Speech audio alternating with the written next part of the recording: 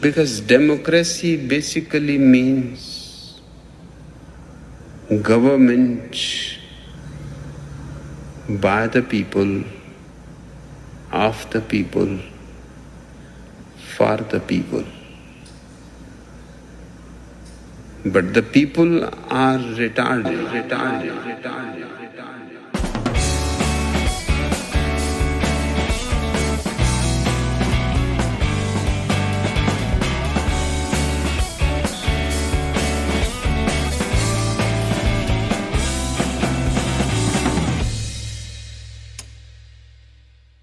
Welcome to the Chine On podcast. I'm your host, Chris, and today I want to answer the question, should I quit my 9 to 5 so I can start a business? I can start pursuing my dreams of music, art, whatever it might be. And I'll give you my thoughts on it. And I want to share my thoughts because I did quit a job in order to start my own business. And I've been getting this a lot lately. I've got a couple people that I know, a couple friends that are asking me, okay, well, like, here's what I'm doing. I'm starting a business.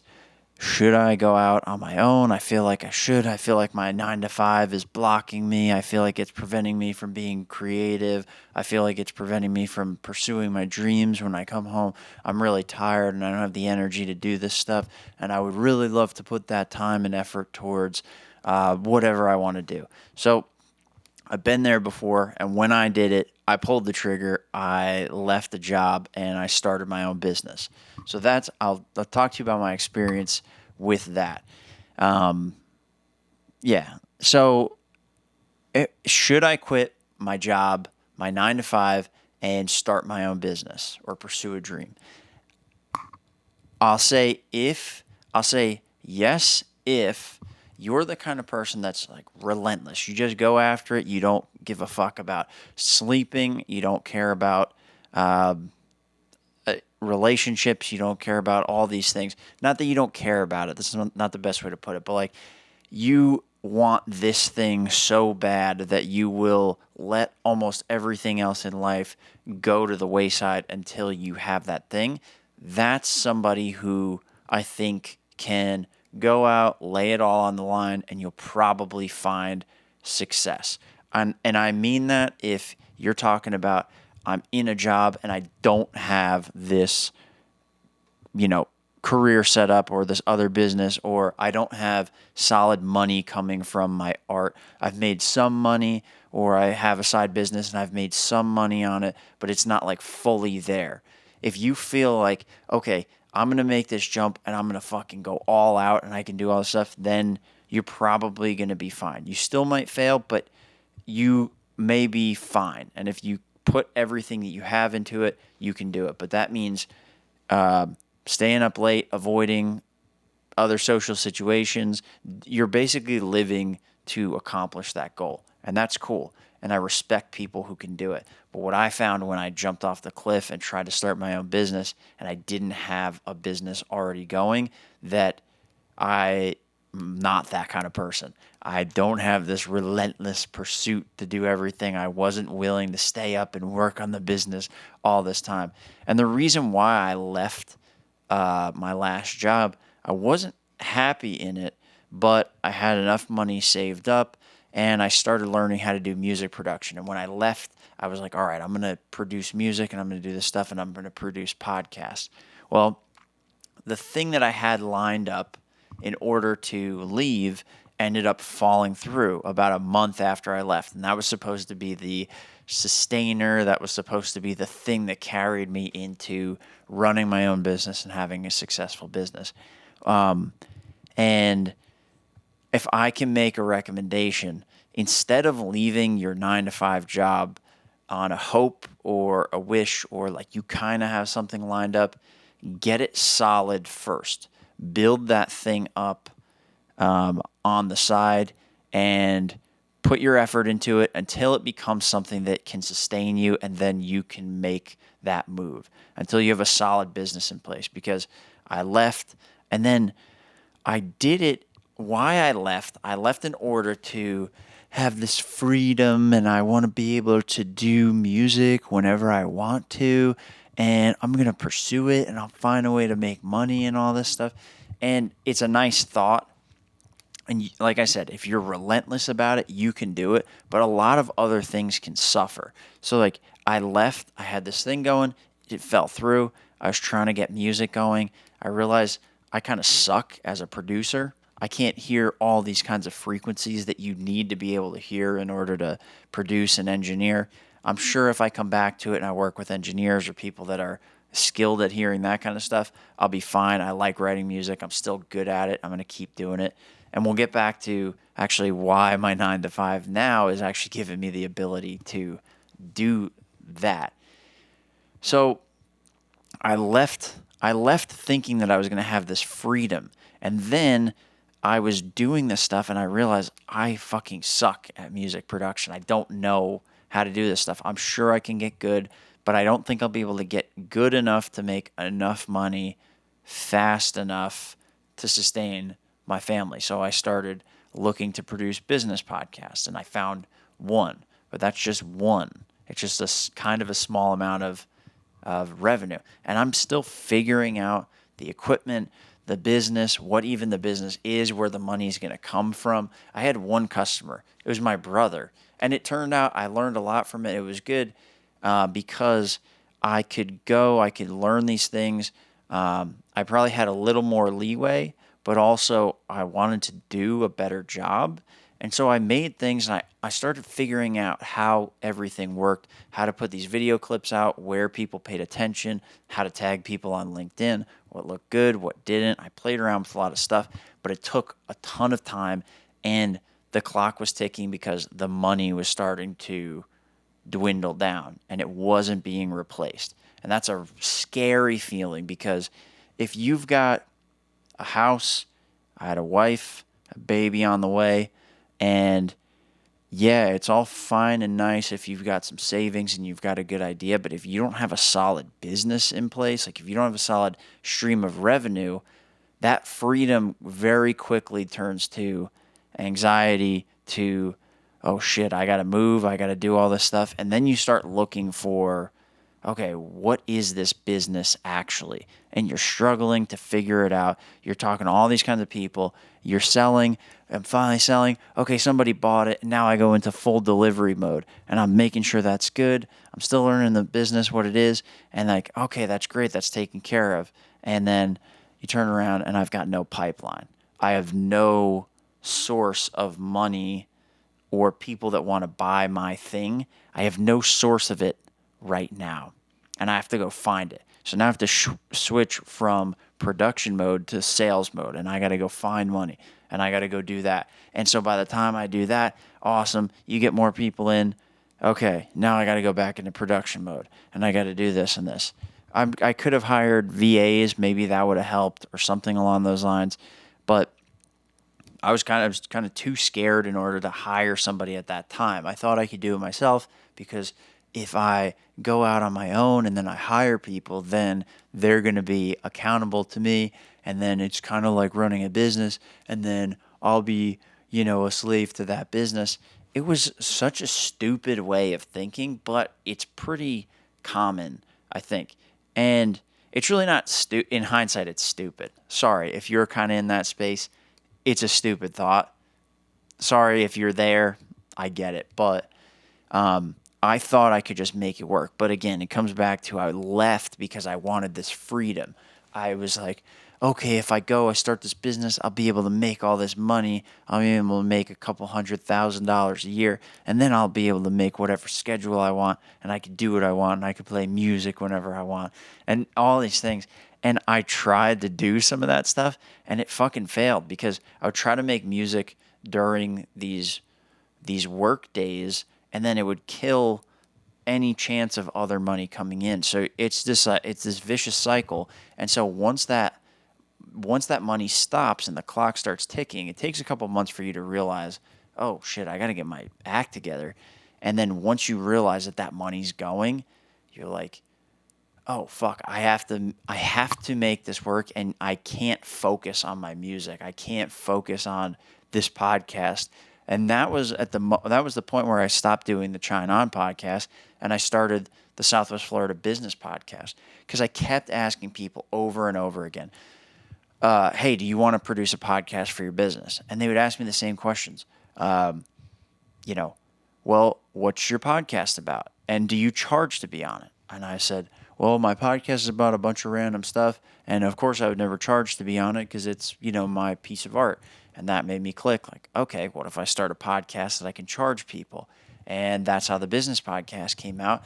What could I charge people for? Nobody gives a fuck who Chris Hine is. I didn't have a following, but I had cameras, I had equipment, and I knew how to produce this stuff. So, and I'm pretty good at interviewing people. So, hey, let me interview you.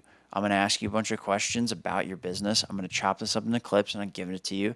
And started as 500, got to 1,500 a piece, and then 2,500, and then a couple of them were more than that. And I started to build it, but by the time I put it together, it was too late. I had already hit this point where the business was kind of taking off. I was really pretty stressed about it, and it was eating up all my time. So I had no time for music. I had no time for the podcast that I wanted to do. I didn't have any time for this stuff. I had a baby. I have a wife. I got to make sure I spend some time with them. I got to make sure that that's okay and that's protected. So all the shit that I like to do, that was all the reason why I left for the freedom. I want to be able to be free. Give me that freedom, baby. It didn't work out. It was something that ended up trapping me because I was stuck in the cycle, and I fucking got too far behind on it. Because what happens with that too, like I said, you go sales, production, and then you get too far behind that ball where the money is like getting away from you, and then you have to start chasing people that you don't necessarily want to work with. That takes you off into different directions, all these kinds of things. And ultimately I had to stop doing it and shift over and go back to a 9 to 5. And what I learned from that experience is that with the 9 to 5, and I never thought I'd say this, but the 9 to 5 actually gives me stability in order to go and do things like this, to make music. It's because I have a steady stream of income coming in, and now I'm a little older, a little wiser, and I'm willing to put in the time and effort to actually do these things, when in the past I would have just not done it, or fucked off, or went to sleep, or watched something on TV or YouTube, whatever it might be. And that's the shift lately that I've seen, is the 9 to 5 can actually be a sense of freedom for you. As long as if you like your job, or you're remotely happy with it, it pays enough of your bills that you feel confident that you can invest the extra time into a side business, into art, into something that you enjoy doing more than your current job, but it doesn't make you money yet, but you think can make you money in the future. If you have a job that doesn't drain your soul, that doesn't make you want to fucking jump out a window, then that's a solid foundation to work from. If you can have that money coming in, then you can take that extra time, whether it's the weekends. I do my stuff at night after the baby goes to sleep, everybody's asleep. I come out here in the garage and I fucking talk to you people. And this is an insane thing to do, is to sit in front of a camera with a microphone and talk. I like doing it. I don't know. I can't explain it, but I did have to go to work today. I had to sell stuff. I had to make calls. I had to stay a little late to handle a call. I had to get back to somebody, put together a quote, and have somebody kind of chew me out. Whatever. It's fine, but it's part of it. And I actually like what I'm doing now, so it's not a drain. In the past, the last thing, it ended up being a drain. So you don't want that. That's fair. What I'll say to that is, if you feel drained from what you're doing now, go find something else. Go find another job. Find something else that you can do. Maybe you'll take a slight pay cut, or whatever that might be. The first 3 months of that transfer are going to be tough anyways. You're probably going to be mostly focused on the new job. This other stuff will take a side seat. That's what happened to this. It's just, It takes a little bit of time to get used to that stuff. But if you can make your 9 to 5 situation something that you enjoy, that doesn't suck all the life out of you, you can take this time to start doing things. But that comes with discipline. It comes with getting pressure from other people. It comes with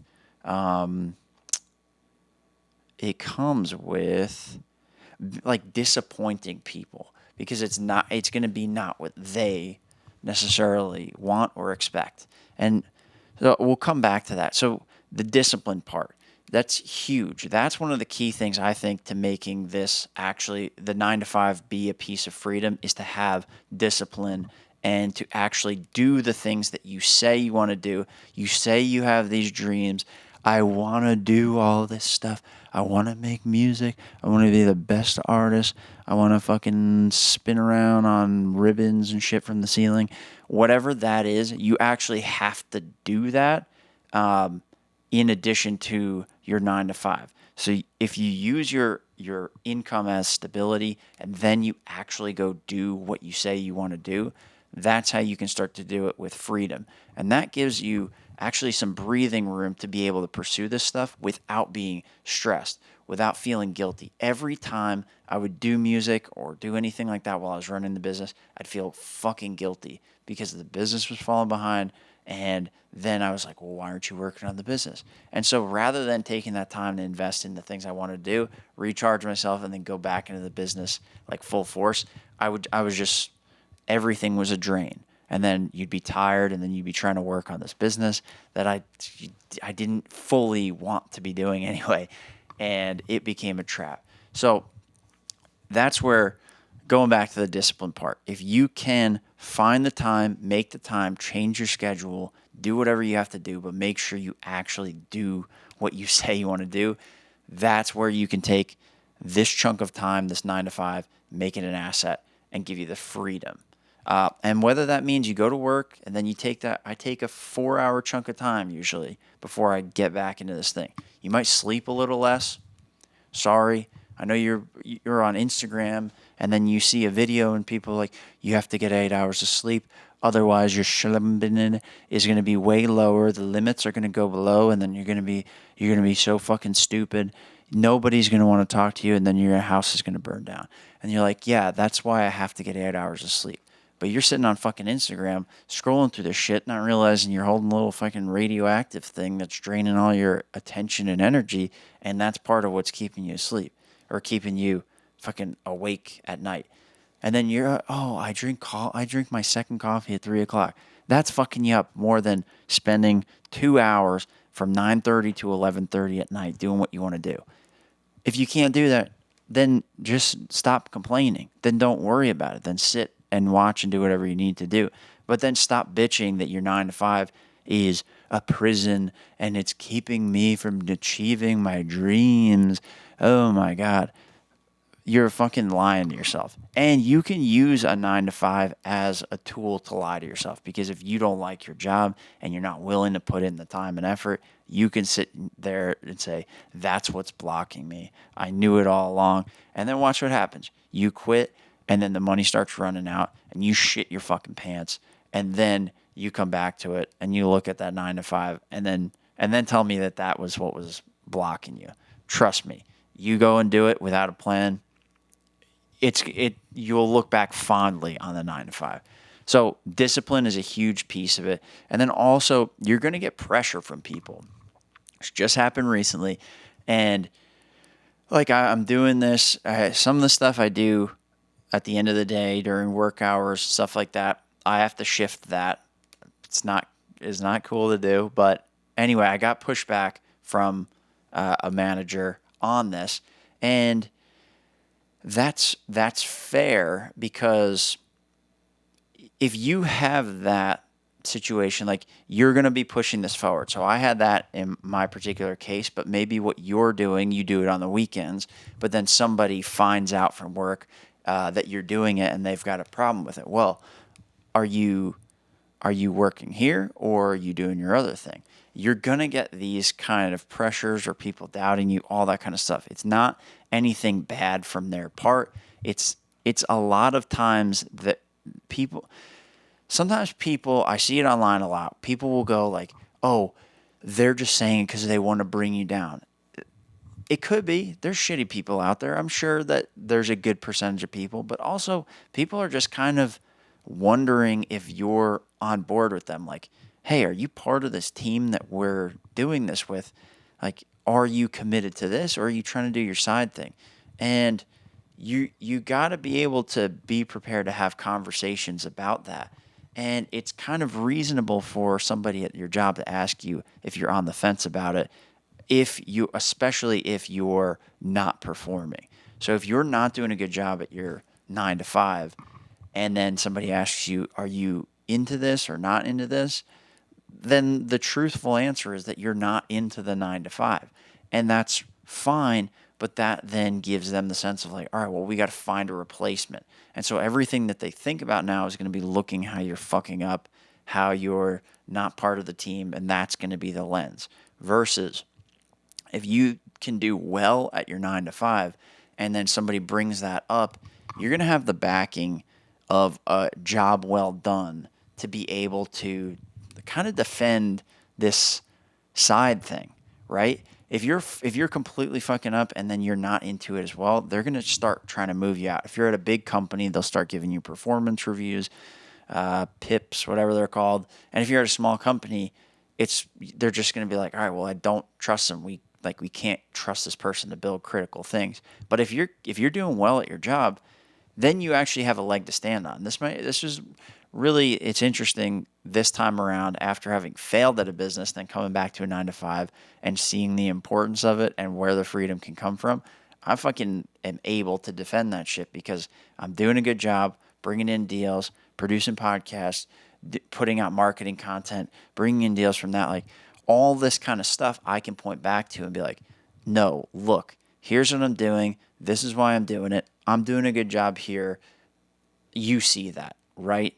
And it was an acknowledgement, and then it shifted from the perspective of, well, is he bought into, okay, how do we make this work? How does this work for both of us? Versus if I was doing shitty and then I wasn't bought in, it would have been like, well, fucking get your act together or you're going to leave. And because I had the good quality stuff, then I have something to back it up. So that's another key piece. You got discipline, and then you have to do a good job at your job and just be prepared to get that pressure. And one of the ways to handle that pressure is to do a good job and be able to show that you're doing a good job. Because if you are, then people will try to work with you. I'm sure you're going to have, some people will have shitty bosses. There are always shitty bosses out there.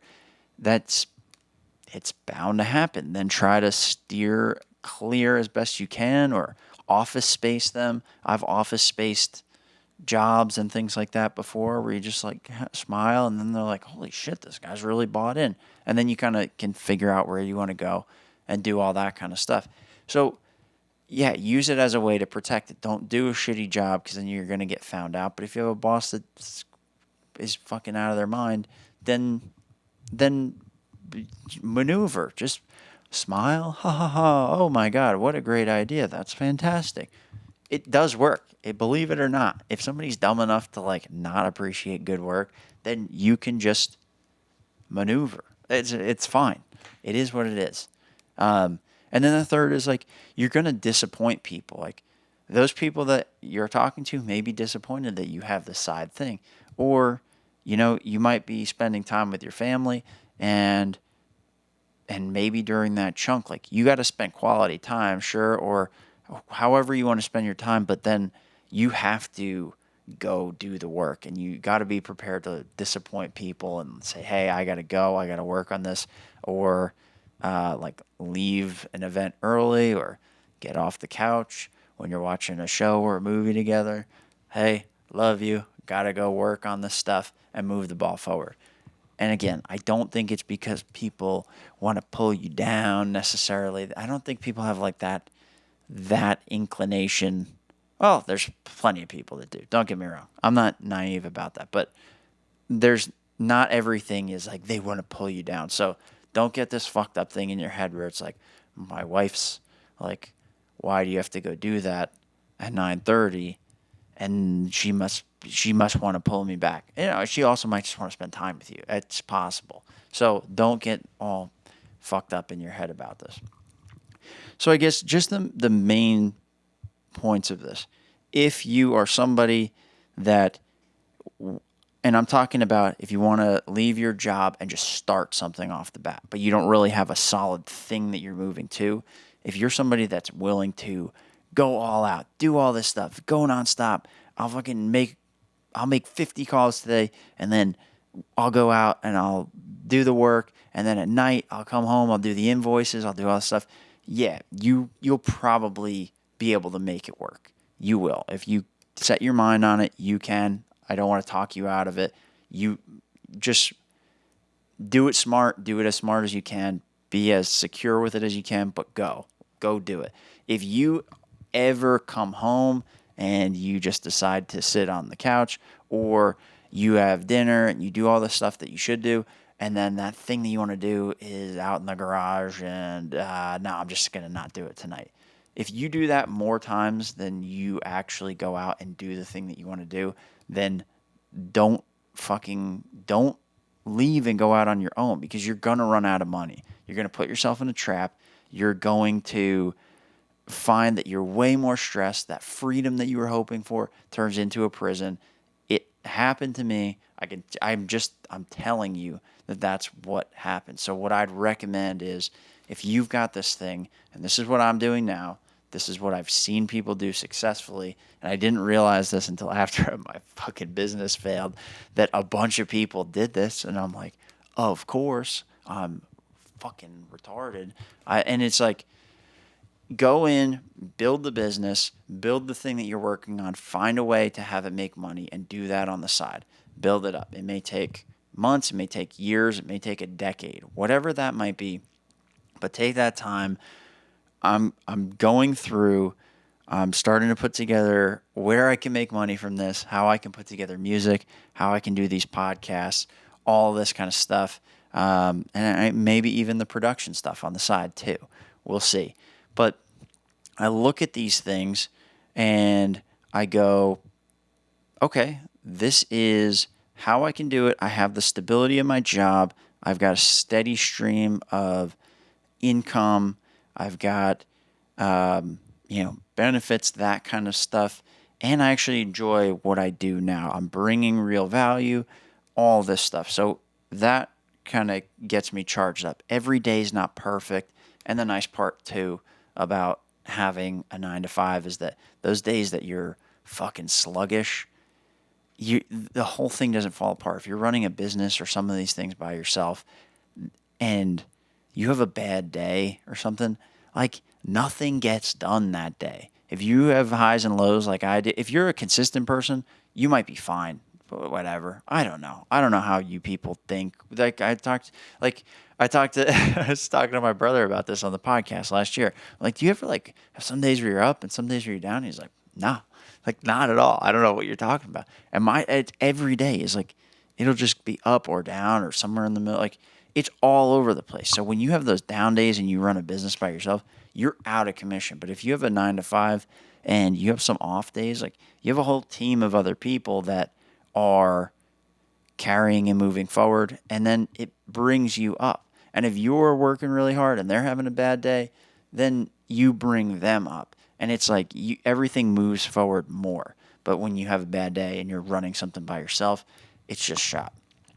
Anyway, regardless, if you have a business idea and you want to start something, start it on the side, start building it up, start bringing in money, see where the customers come from, because I would bet fucking $1,000 right now that you have no idea where all of your customers actually come from. You may have made money with things in the past, you may see a possible source, but if it's not surefire, I have these customers, this is where they come from, I know I'm going to make this much money if I do these things, then you're taking a chance. You're hoping that you're going to do it. And like one of my old bosses, Carl, used to say, hope is not a strategy. So Find out where those customers come from, make money, have a steady stream, start building it up, and start building enough demand for what you do that it's now starting to interfere with your 9 to 5. If you can have that and have that start to push and tip and make it where, hey, I'm like fucking drowning. I have so many things coming to me from my job and from the second opportunity, then use that as your time to make a decision on whether or not you're going to jump into it full time. You can maybe scale back your 9 to 5, take on less responsibilities there, and take on extra days here. You can hire more people to work on this thing part time or hire somebody to run it during the week. And you can have both things going. If you want to use it as like an investment strategy to fuel your investments, you can do that. Like I was listening to this guy, his name is Maurice Philogin, I think that's his name, on LinkedIn, and he's been talking about this. This is kind of what prompted me, and then people started reaching out to me about this. But he was talking about how a 9 to 5 can actually be a tool. It can be a way that you can use it to do whatever you want. He buys investment properties. I think that's his main thing. He's got a couple thousand properties now, but he was talking about how his 9 to 5 helped him pay for the bills, save money, buy these investment properties, do all this kind of stuff that you then are not struggling, you're not hoping, and then you get it to a certain point where you can leave that. But the 9 to 5 might give you other experiences. Like I now get to go on these huge yachts, all this kind of stuff. I don't party on the yachts. I don't do anything like that. I get to talk to the people that run these boats and that take care of them, that steer them, that deal with all the bullshit that comes with it. And I get to help them like with a product that actually makes their life easier. It's a software that helps them do that. And that's pretty cool. And my last job that I was working 9 to 5, I got to go on the tarmac at Nellis Air Force Base and be next to some of these fighter jets while there's fighter jets taking off. I got to go on some of these VIP airplanes and all this stuff. I got to go to these conferences and meet people who've been in aviation for 30, 40, 50 years and just kind of talk to them. And you get to talk to people and help, and you get to be part of the world. And that is kind of cool in hindsight. I was such a fucking prick when I was younger, and I didn't appreciate any of this stuff, but I do now. But he was talking about how you can use it for investment properties, things like that. My main point is if you have a couple of those core things, you know what you want to do, and you're willing to put in the effort outside of the 9 to 5 and not just succumb to the I'm so tired, then you can make it. You're going to have a bunch of bullshit that you have to deal with, sure, but you're going to have way more bullshit to deal with if you're scrambling to make something work. And those kind of guys that can have a job or can build a business of something that already exists, you're even better off. So like if you're cleaning the outside of buildings, or if you're a yacht management company and doing yacht maintenance, or, car detailing, whatever it is, these are things that maybe they're not necessities, but people always want them. And it's not a new concept. It's not a new idea. There's people paying for it all over the place. Their homes exist, their boats exist, their cars exist, and they do need to clean them. So if you find the right people to do it, you can find enough of those to build it up on the weekend. All right, I'm going to fucking clean 3, 4, 5 houses in a day on Saturday. Oh shit, that's all booked up. I'm going to do that. Build up my Sundays. Oh my God, I'm working 7 days a week, and I'm working crazy hours here, and I'm actually making a decent chunk of money. And I've got people booked out for the next 2 months. All right, let me call a handful of these people and see, hey, if I can get this done for you on a weekday, like on a Friday, would you be okay with that? And see what they say. And start building that up to where, okay, it literally makes more sense for me to go down this path and start this business. I just jumped into something hoping that it would work, and it didn't work. I thought I knew where the money was coming from. I didn't know anything. And I learned the hard way. So that's my point is if you want to dive into it, but you have no fucking idea where the money's going to come from, hang tight or find a 9 to 5 that can support you, that you actually enjoy. But yeah, if you think that you're going to just jump out and find instant success and it's going to be the freedom that you hope for, but you're not willing to be a fucking lunatic to do anything to achieve that goal, I mean, you're just hoping. You're just hoping that you can get lucky enough for these things to fall in place. And there's a good chance that it won't. But if you do it the smart way, work it up, build it up on the side, you can do it. And that's my take on it. I do want to shout out before we wrap this up. Take Two Coffee. This is actually so I interviewed Caleb, the owner of this. They just started this. This is his second coffee company that he started, and actually, it's really good. I stopped drinking coffee for about a month, and then one of these was my first cup back. It was pretty tasty. I felt nice. I didn't feel like my fucking heart was gonna explode, and my anxiety didn't go through the roof, so that was nice. Yeah, and I got this because we did an interview together. We talked about the story of Narrative Coffee Roasters. TBD if that's going to come out. Yeah, we'll see.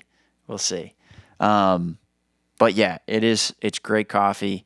I highly recommend it. They're local. I believe they've got this in, I don't know, it's somewhere in Southwest Florida. I don't know the details, but I'll put a link in the show notes down there so you can go buy some. They got an online store, and then I think they're beefing up their online store to do even more stuff.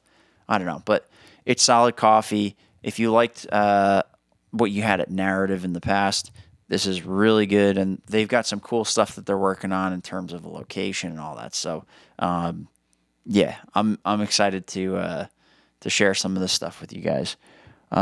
Otherwise, please, if you have anything that if you want to reach out and leave us a message, if you want to leave us a text, whatever it might be, go to podinbox.com/chineon.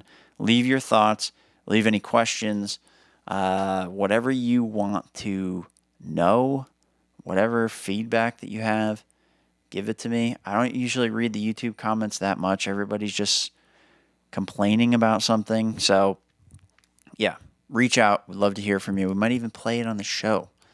All right? Toodaloo, sweeties. Mwah.